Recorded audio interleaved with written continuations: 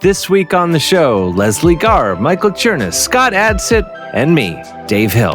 It's The Novelizers. Don't want your popcorn, don't want your milk duds, don't want my shoes stuck in pools of sticky cola. Don't show me romance, don't show me fist fights, just show me words printed out under the book lights. Yeah, baby, novelize the movie. Give me sentences, paragraphs, nothing to see. Novelize the movie. Write a book and turn it into a podcast.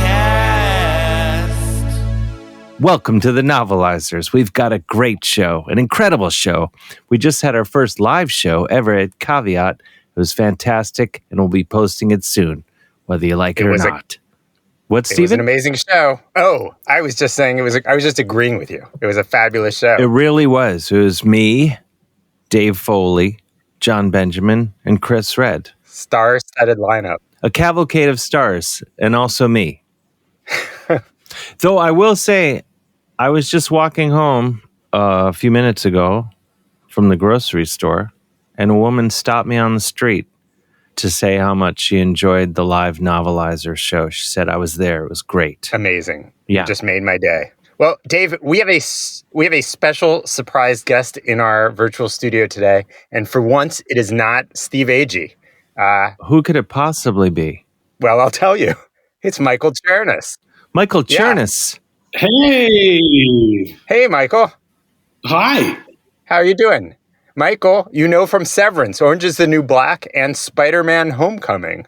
Welcome to the Novelizers. And among other programs, movies, plays. Thanks, Dave. Yeah. I mean, I'm more of a Chernus completist. Steven is... I know you are. You were at those high school plays that I did. I was. I'm ground floor. I was... yeah, you've been there from the beginning. You really enjoyed when I did The Hobbit. The Hobbit? Yeah, I played Gandalf in The Hobbit. Yeah. I believe you signed my program. I did, Dave. I did, and I hope you still have it because that's worth money. Yeah, it says Michael Chernus, then in parentheses, it says Gandalf.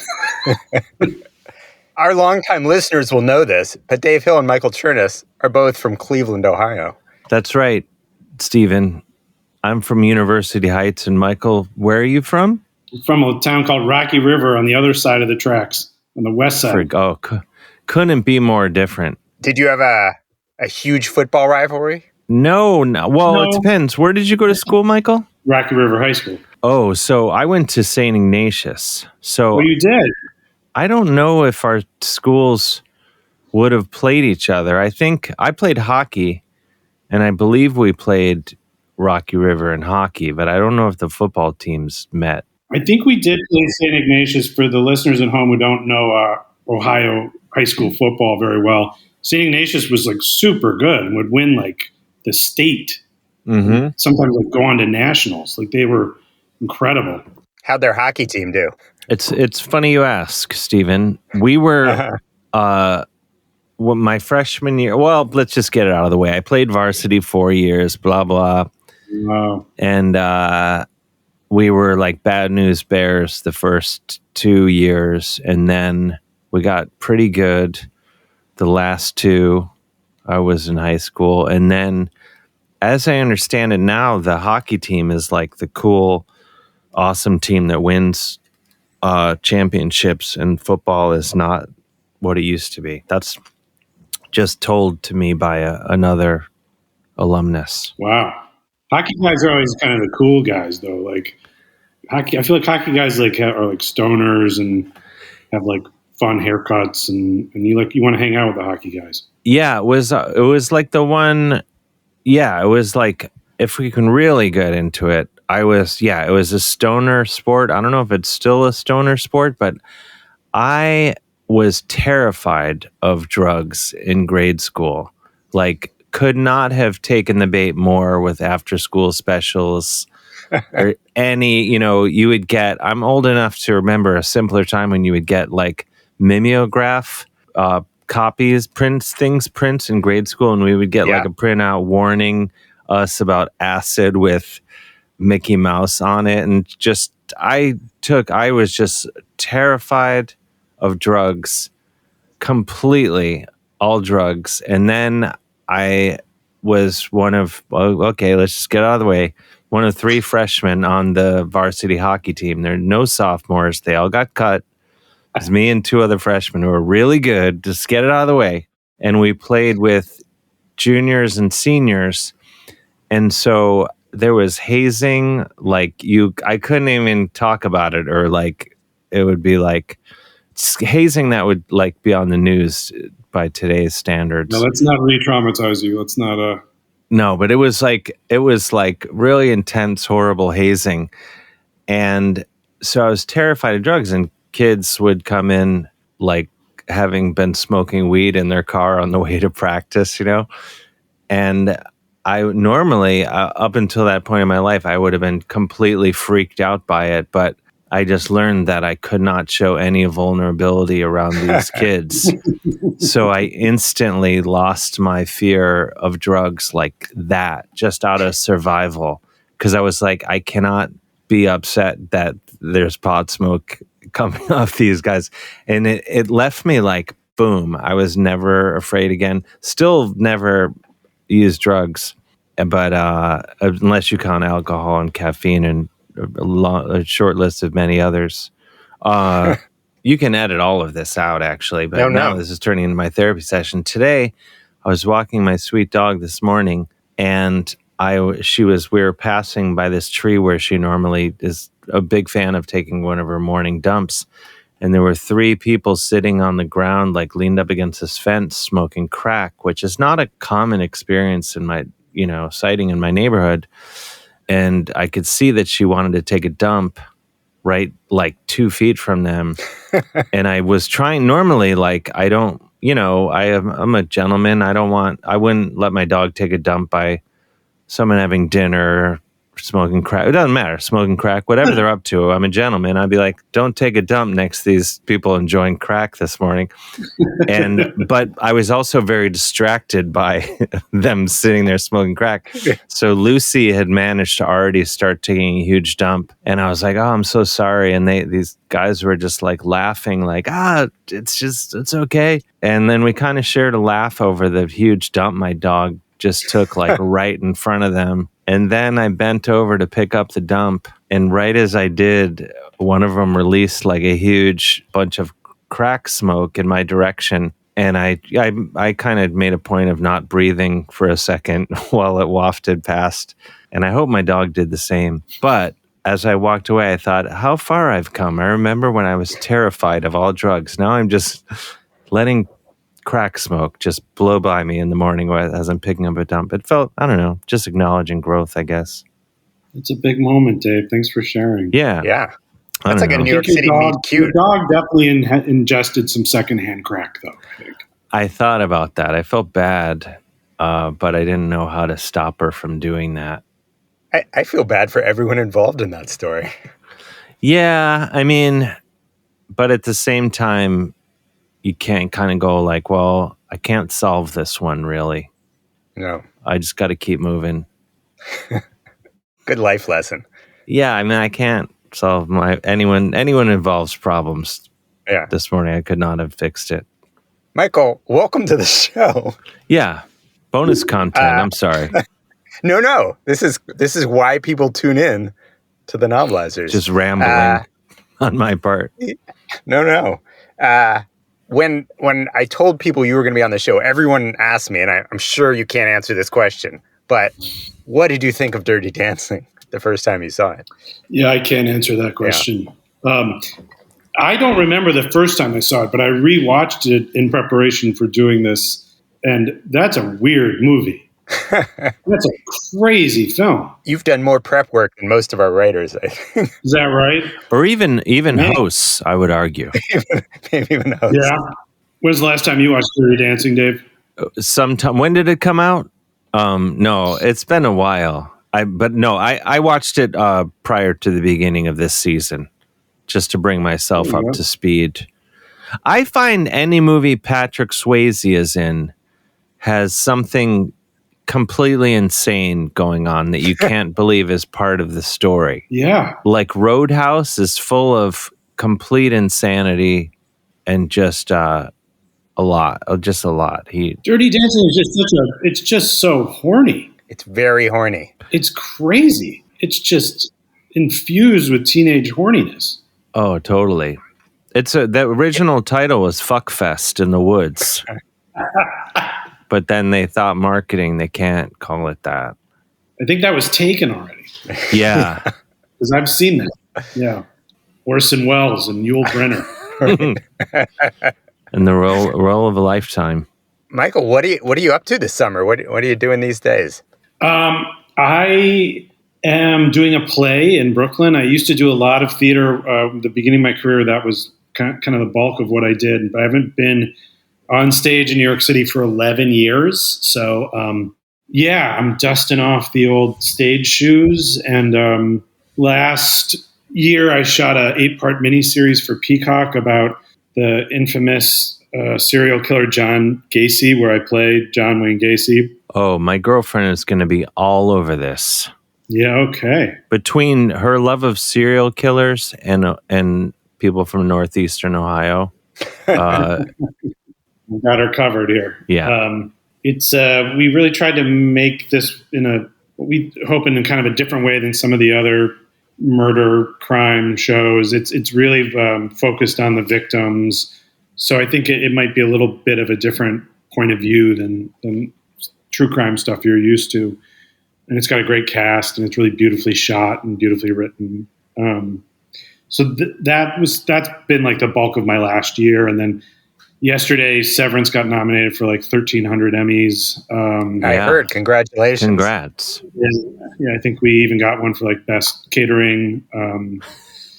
So it's a heady time. To be fair, the catering must be pretty good on that show, though, I would think. It's good. We shot so much of it during COVID that you would get like a sanitized box lunch sent to your like room. Oh, okay. Not as good as I hoped. The behind the scenes Severance stories you won't find anywhere else. Yeah, these are exclusives. I probably just offended like 15 people while saying that. Yeah. No, you made it sound like it was a good lunch. Yeah. I love a box lunch. Yeah, I shot one TV show during COVID, and my girlfriend and I were taking care of her mom, and I was just paranoid I was going to bring COVID home. And then I finally was shooting a TV show. In that moment where I took my mask off to shoot, I was just thought, like, what if I start crying? But I didn't. I held it together. I didn't. Dave, I'm a big fan of the jam band Fish, and you did a set at their festival. Like, was it last year? I did last summer. What was that like? Oh, how much time you have? I mean, if you thought I've been rambling already, I will ramble more. I've got as much time as a short Fish song, so half an hour. Yeah. Well, Michael, how many Fish shows have you been to? I've been to a lot by normal people's standards, and I've only been to a few by like fish head standards. Gotcha. So I don't know. I've probably been to like 40 shows since 1996. No, Right. that seems like a lot, but in the meantime, Dave. We got a script. I'm glad you asked. Yeah. So who's on our show? So we've established our surprise guest is Michael Chernus, and our guest this week, Leslie Gaar, is an author, performer, and podcaster whose work has appeared in the Washington Post, Jim Henson Company, and McSweeney's. She hosts a podcast called Creative Jumpstart. Scott, should I keep going? Can you handle it? We can do it. We can handle one more. Scott Adsit. I don't know why I pronounced his name wrong. I was about to say like he's a friend of mine, and then I mispronounced his name, and it sounds like maybe he's not. But I was just rushing and nervous.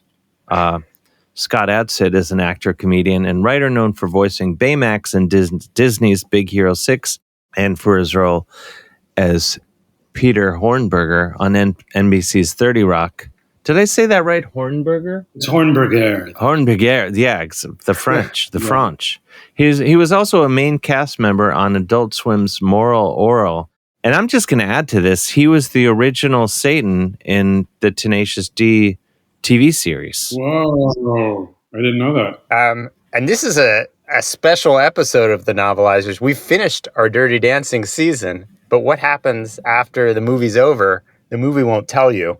But we asked writer Leslie Gaar to imagine what happens. And that's the chapter that Michael is going to narrate for us. Michael Chernus, novelize us. Dirty Dancing, Epilogue. That summer of '63 changed everything for Baby.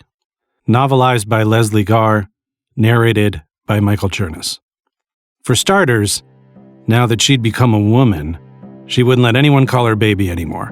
But we'll still keep that name for continuity's sake. The bigger problem was that Baby truly could no longer be put in a corner under any circumstances. It became a real problem when she was on a busy train or at a crowded restaurant.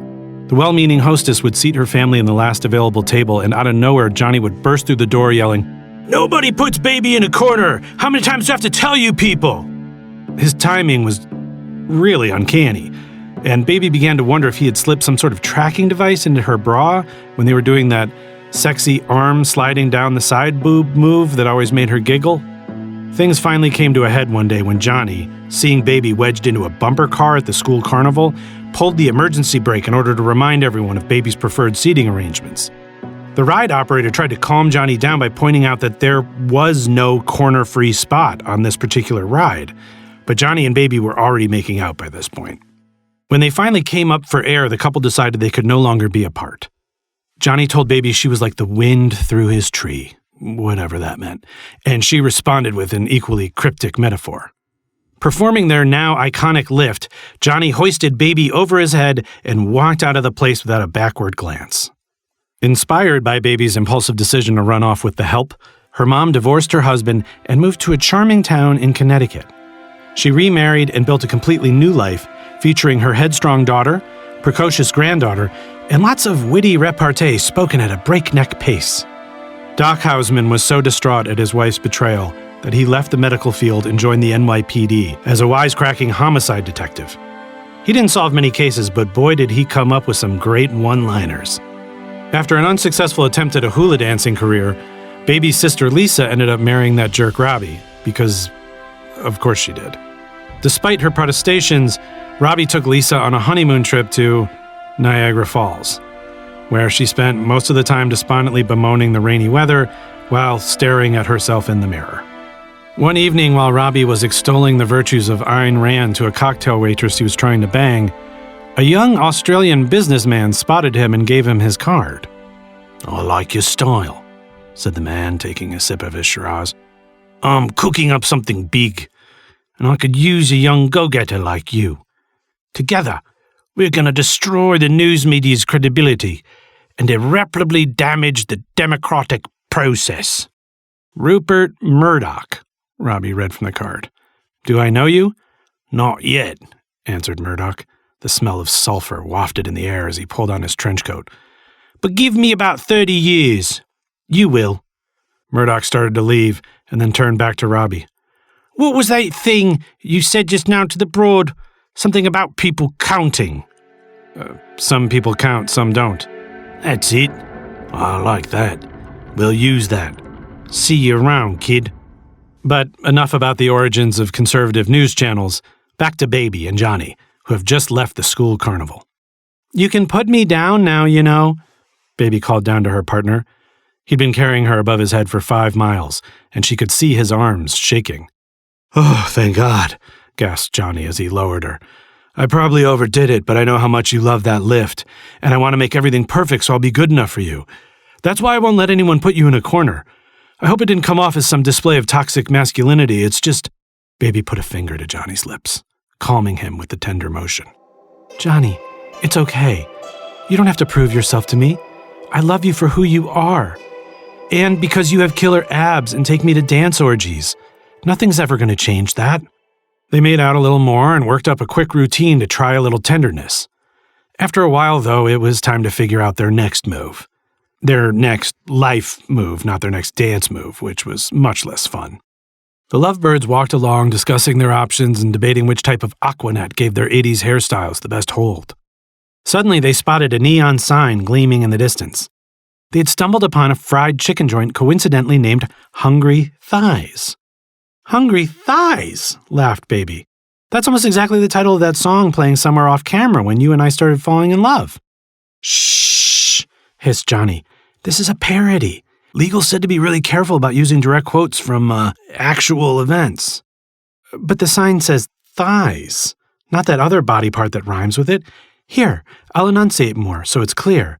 Thighs. That restaurant is called Hungry Thighs. Johnny shrugged, wondering how things had gotten so complicated since he'd traded his work boots for jazz shoes. He took Baby's hand, and they headed to the front door of Hungry Thighs. I'm starving, said Baby, glancing over the menu once they'd been seated in a perfectly rounded booth in the middle of the restaurant.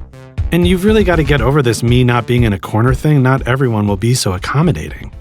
It turned out that Hungry Thighs was a combination restaurant/entertainment establishment.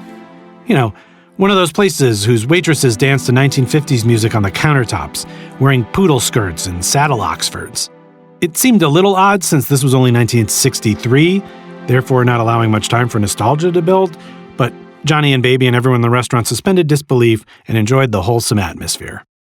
As luck would have it, the show was due to start in 5 minutes, and the two featured dancers were out having abortions. Wringing his hands, the restaurant manager issued a desperate call for help. Did anyone, by chance, know how to do the hand jive?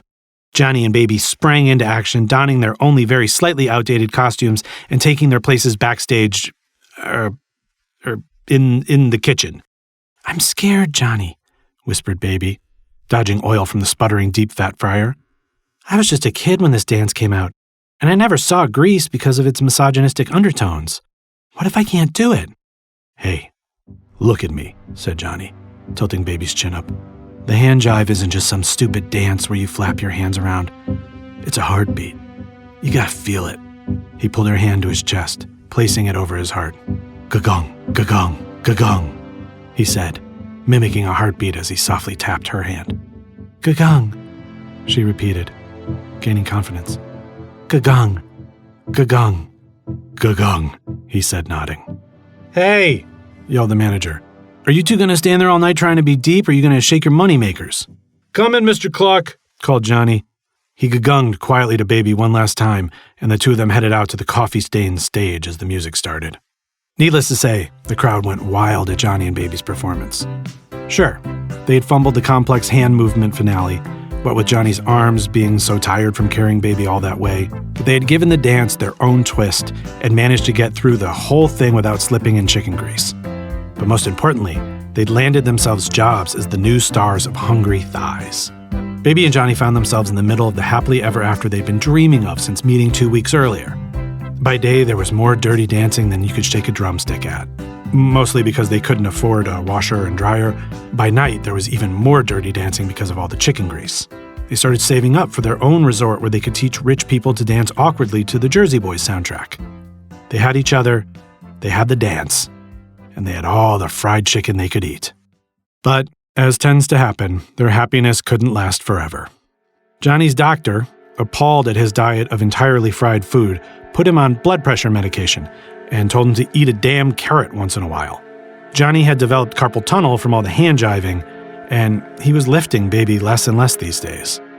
At first, when things were exciting and new and forbidden, they'd been lifting a few times a day, but that had quickly dwindled to a few times a week, and then maybe once a month, and now they only lifted on birthdays and major holidays, and even then it just wasn't as exciting as when they were doing it for shock value and voyeurism. There was no denying it. The magic was starting to fade, and Baby was determined to get it back. The best way to go about this, Baby decided, was to get the entertainment staff back together from the Kellerman days. The resort had closed a few years before, after Kellerman's grandson had been caught embezzling money to open up a chonga studio, and everyone had gone their separate ways.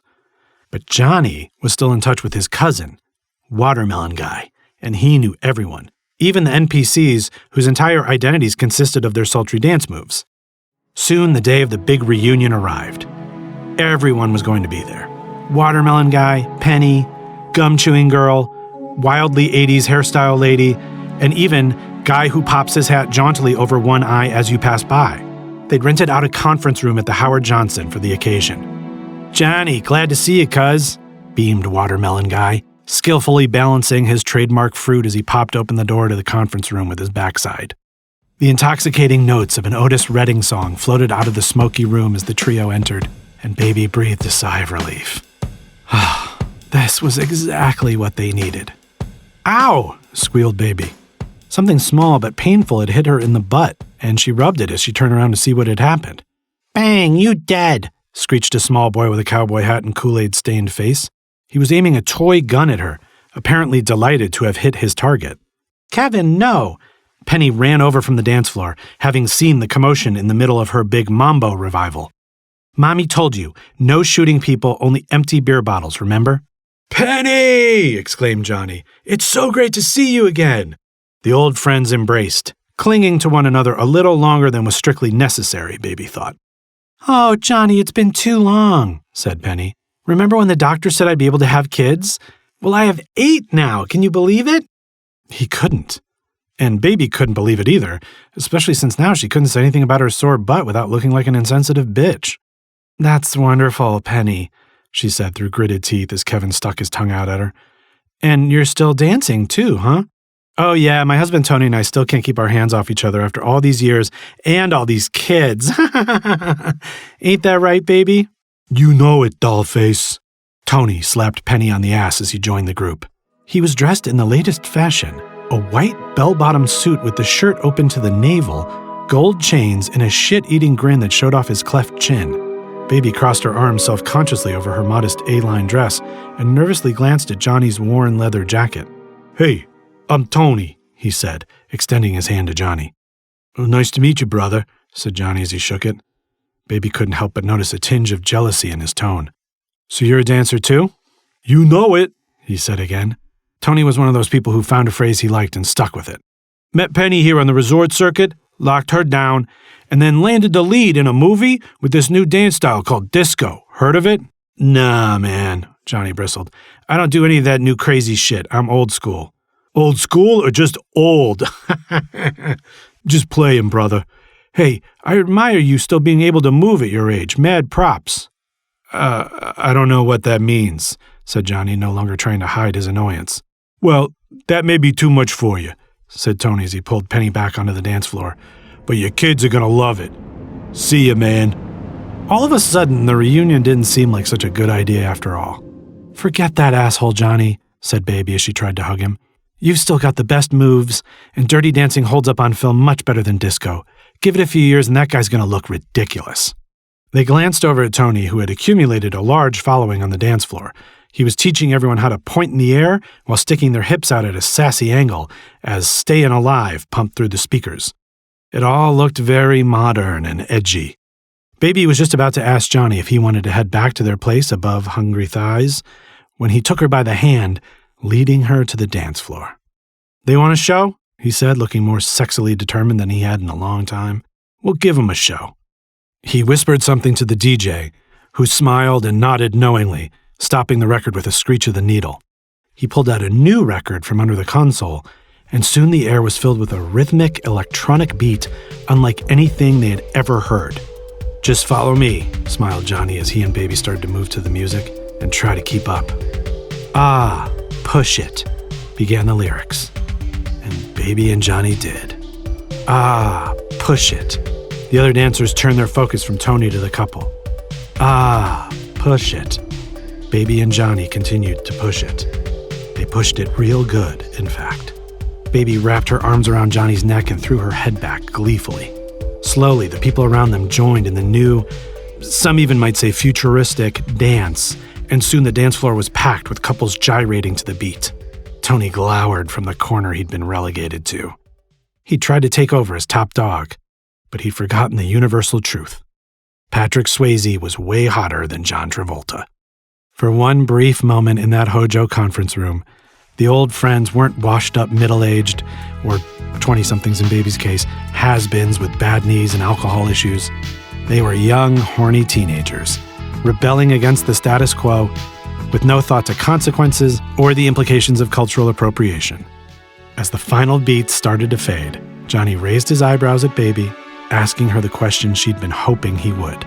She smiled and nodded, climbing onto a wobbly folding table, and then leaping into Johnny's outstretched arms. Johnny's carpal tunnel seemed to melt away as he raised Baby high over his head, perfectly executing their signature lift. The crowd momentarily stopped pushing it and burst into applause as the couple slowly made their way towards the door. Johnny and Baby didn't know what the future held, but they knew there would be dancing. And it would be dirty. Thank you, Michael Chernus. We'll be back after this, and I'm just reading the copy here, after this vital message. Vital. We're back. Each week on the show, we interview someone who worked on the film Dirty Dancing. Let's hear that interview. All right, everybody. Welcome to the interview portion of The Novelizers. I'm Kevin Carter, and I'm here with Skip Downey, who was the assistant set director for the movie Dirty Dancing. Skip, how's it going today? I'm all right. How are you? I'm doing horribly, but I got a smile on my face, so that's all great. You were the assistant set director for the movie. What does that entail? Well, I worked under the set decorator, the designer of the film, and the backgrounds and the sets, and I was. It was my first job in Hollywood. Generally, I was just doing whatever they needed me to do. I didn't make any big decisions. I was like 19, and I just had a great time. It was really like eye-opening, and it was it was a strange experience, and it was fun. How did you come up to get a job like that? What ended up happening? I had a friend who was working as a driver on the thing, and they brought me in, and I met with the set designer, and they all liked me, so I just kind of stick around. I just kept quiet and kind of just watched the proceedings. I was kind of like wide-eyed at the whole thing. Yeah, were you like a coffee getter, or or was it just you were just literally on set just watching? Generally, I was known as the wood chip wrangler. Okay. Because on the set, there were wood chips that formed the paths between all the cabins at the resort. And so I had to rake those and make sure the lines were smooth and they weren't stained and they were in place. So most of my job was just taking care of all of that. So I was always there with their chips in the shot. Then I'm standing right off camera. Okay. All right. Was there any situation that maybe a chip got onto the side where it wasn't where it needed to be or anything like that, and you got maybe a little trouble or something? There's the fight scene right on the chips in the cabin area, and Patrick got a chip that kind of hung onto a piece of his shirt. Yeah. So I had to come in there and take that off and put it back where it was because they were real sticklers for continuity. How was Pat? Like, I'm sorry, I'm calling him Pat. It's like I know him too. How was he like on set and everything like that? Oh, he's the prince. He was really nice. He was a real leader, I'll say that. He really, it was kind of an early film for him, but he was in charge. I mean, a couple of things happened where he just took over, and it didn't matter who was actually in charge. He seemed to be the one who was calling the shots. I remember once that we were doing that fight scene between him and Max Cantor, who was also just a great guy. Yeah. And they had a stunt double in there too, and Patrick worked out with a stunt double, and Patrick didn't have a stunt double. He was an athlete, so he was in there doing it. He wanted to do it himself, and so he would do it with Max, and then he'd double with the stunt guy, and he was really into it. Patrick was very committed as a character, and he leaped over that railing and came down and pushed Max up against the thing, and then pulled him around. And then he just started wailing on him. and the stunt guy was also new, I think. And he took a few actual shots from Patrick. Like actual shots? For real. Yeah, like really hit him very hard. And Patrick just kept focused. He stayed in character. He was mad. And so he kind of just wailed on the guy. And then at one point, he hit him very, very hard, and he went down. And Patrick then sat on his chest and just kept hitting him. And the director yelled, "Cut!" He just kept hitting, and then there was a pause, and Patrick called the producer over, and they whispered a bit while he was sitting on this stunt guy's chest. And then the producer cleared the set, I was leaving, and they grabbed me, and they said, "Joe, you stay." And I stayed, and then everybody else was left. And apparently, Patrick had broken this guy's neck. He was dead. And so he said, "What's your name?" And I told him Skip, and he kind of shook his head. I said, "Okay." And he said to me, "Grab his feet."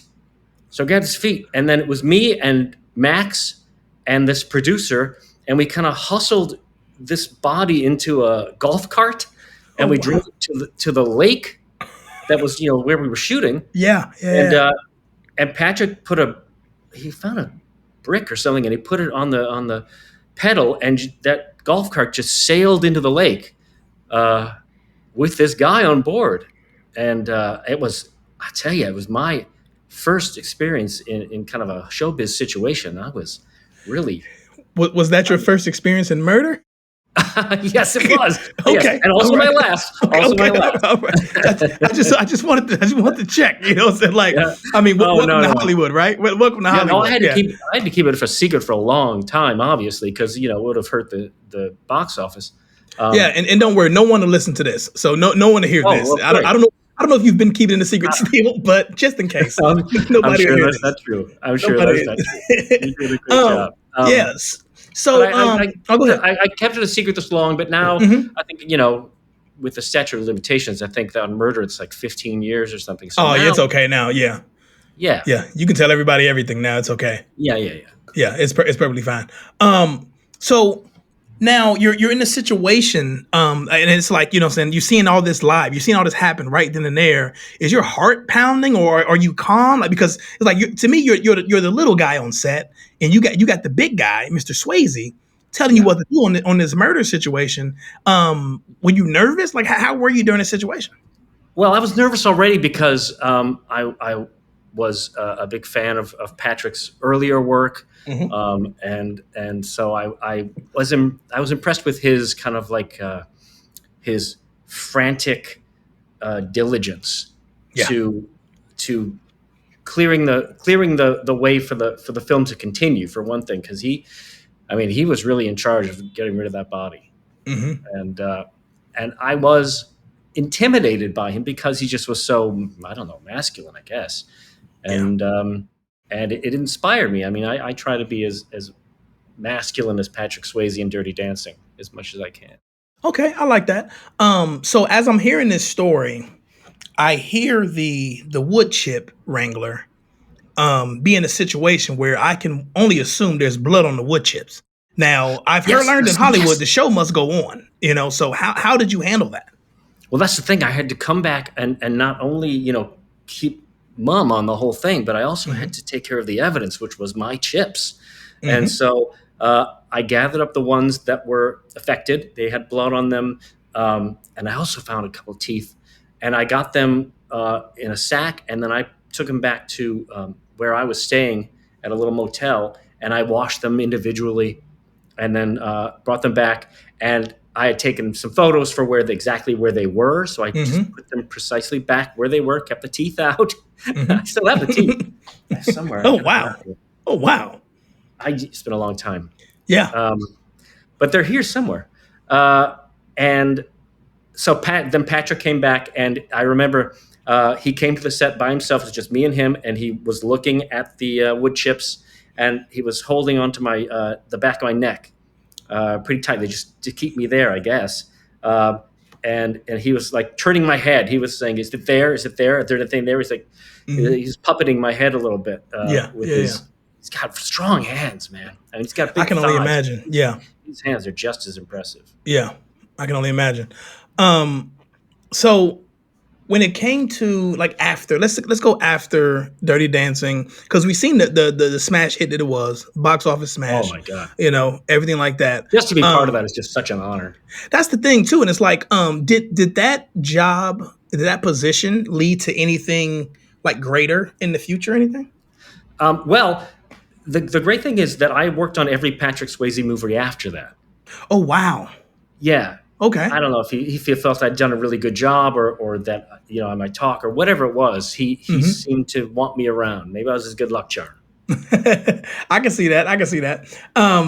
And you seem like a good luck charm because you're very good at keeping secrets. So I would keep you around too. I wouldn't let you out of my sight either. All right. Well, if you have any trouble, you know who to call. I know exactly who to call, and I appreciate it.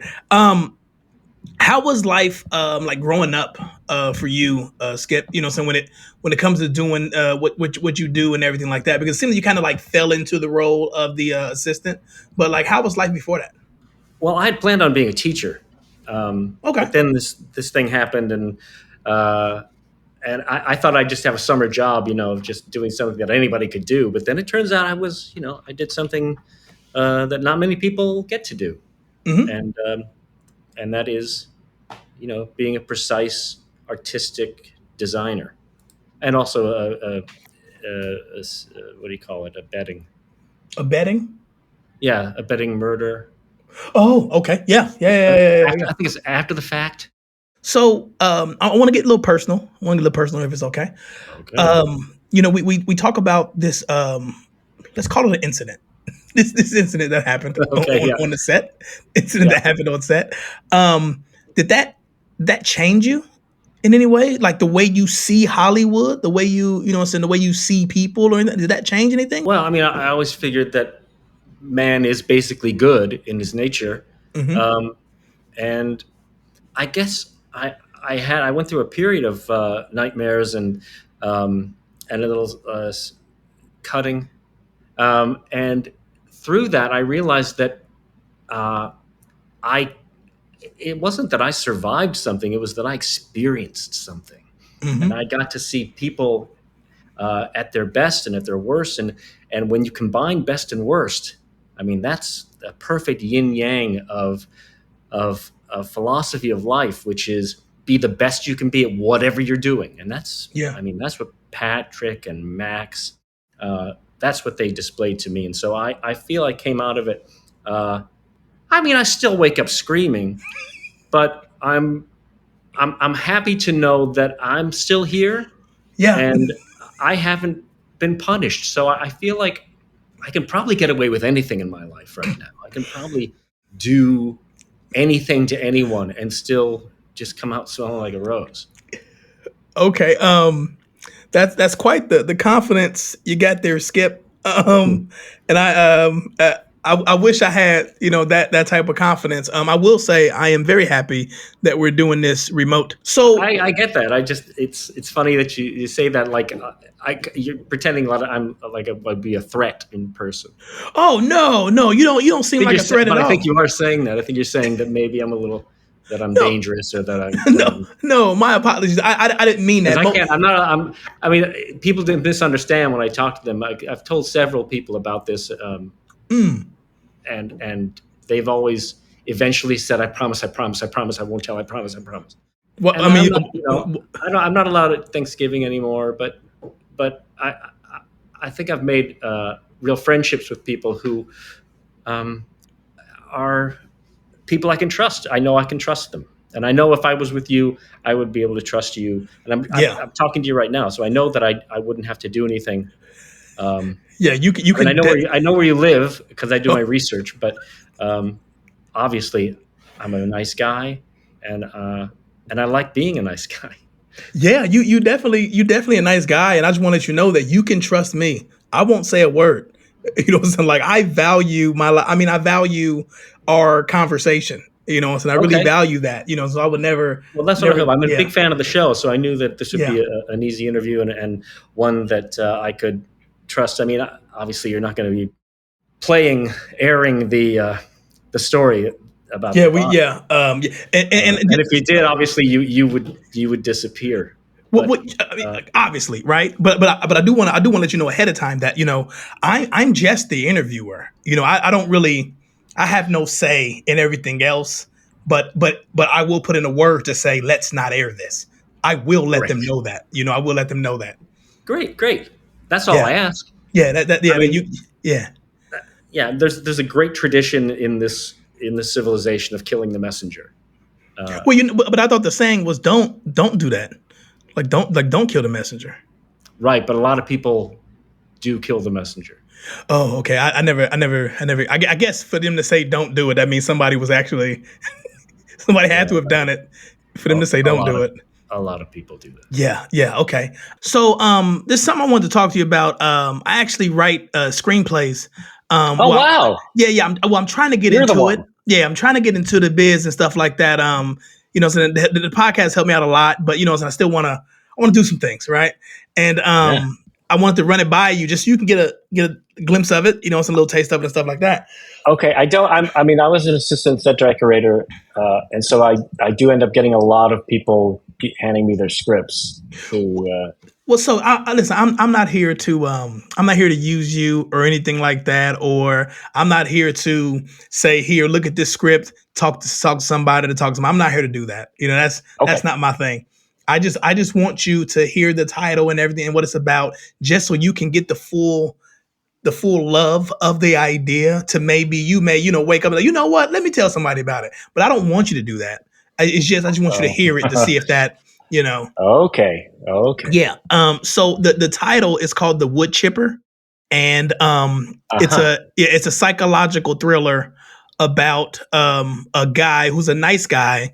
Everybody loves him. He's a great guy, but he gets caught in a bad situation. Not his fault.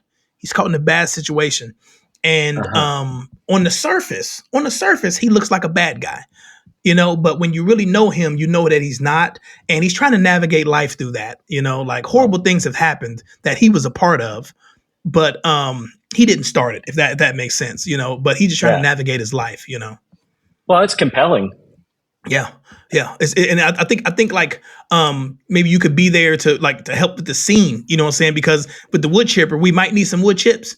You know what I'm saying? Oh, well, I mean, if you're chipping wood, then I can certainly be there to help you out with the management of that. Yeah, exactly. Because I think nowadays it's like, it's not. I think wood chips have matured. It's not Dirty Dancing wood chips. Very much so. Yeah. Yeah. Yeah. Well, chips in the 80s were a lot different than chips now. I'll say that. True.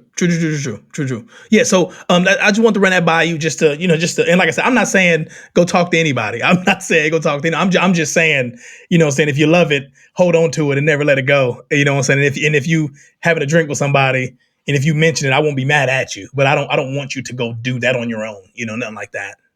Yeah. Well, I mean, I'm happy to maybe technically advise on the chips, and maybe even come and assist the set decorator on the movie once it's up and running.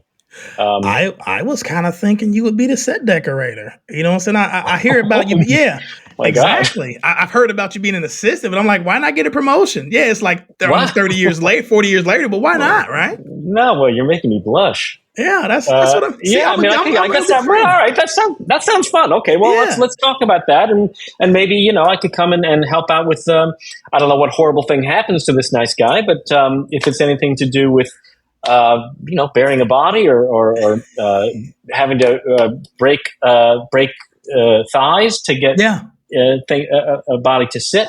And I mean, hell, why not? Excuse me.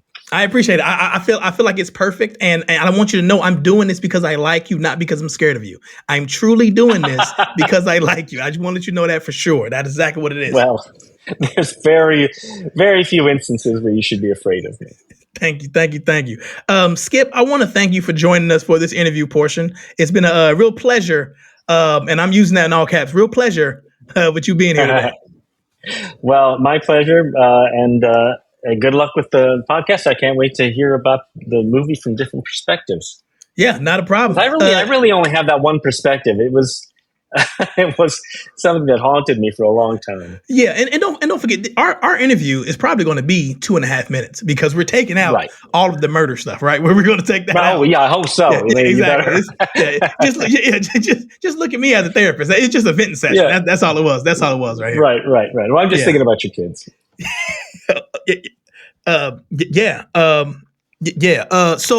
So I've been Kevin Carter, and this is Skip. And thank you guys. This is the Novelizers. Thanks, everybody. That's it. Another incredible episode of Novelizers. Special thanks to Leslie Gaar, Michael Chernus, and Scott Adsit. Thanks for joining us for Season 4 of the Novelizers. Stay tuned for Season 5, where we'll be novelizing The Dark Knight. It's going to be a good one. Oh my gosh. File Under, don't get me started. Will we have Michael as a surprise guest or an actual guest on season 5? Or is it in negotiations? I put both of you on the spot, I suppose. We would love to have you back. I'd love to be back. That'd be super fun. Do you go back to Cleveland often? I do. I go back quite a bit. My dad lives there, and my sister lives there. So I go back probably 5-6 times a year. I'm going back in a few days, actually. Next time we're both there, we'll have to grab a pierogi or something. Yeah. Did you know the Cleveland Monsters hockey team played one game as the Cleveland Pierogies? Which, why not call themselves that year round, I thought. But they made a jersey with a pierogi playing hockey. No. Yeah, they did, and they made it, and I slept on it. I didn't get it quickly enough, and they sold out. That's Lucy, my dog. She's coming down from crack. Can you buy them on the internet? You could.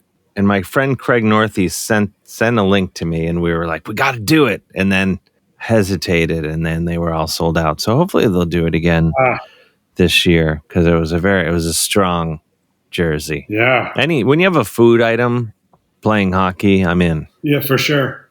Well, I see a new career future in selling bootleg Cleveland Pierogi jerseys. There you go. Well, way ahead of you. It's all over eBay already. Someone has already done it. There goes another dream. Yeah.